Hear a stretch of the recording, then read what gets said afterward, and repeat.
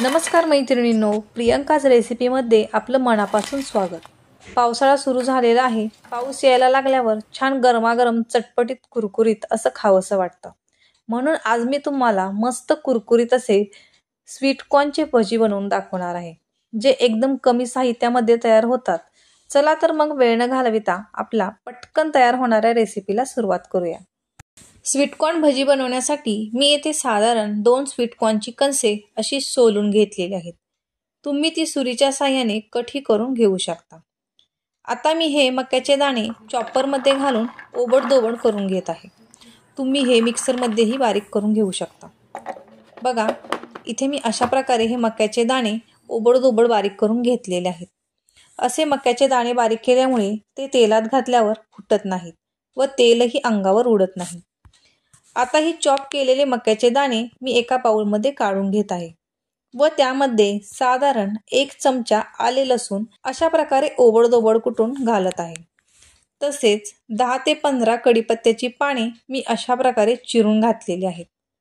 बारीक चिरलेली कोथिंबीर, तसेच साधारण अर्धा चमचा ओवा, अर्धा चमचा लाल तिखट, अर्धी वाटी बारीक चिरलेला कांदा, साधारण 2 चमचे तांदळाचे पीठ, अर्धी वाटी बेसन पीठ, थोडीशी हळद व चवीपुरते मीठ घालून हे छान मळून घेऊयात।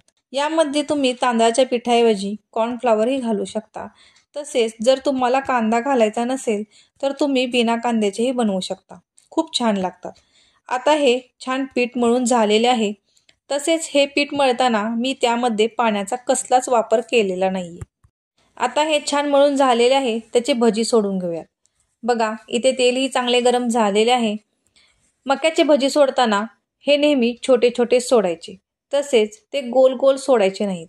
भजी छोटी छोटी सोडल्यामुळे ती छान कुरकुरीत बनतात।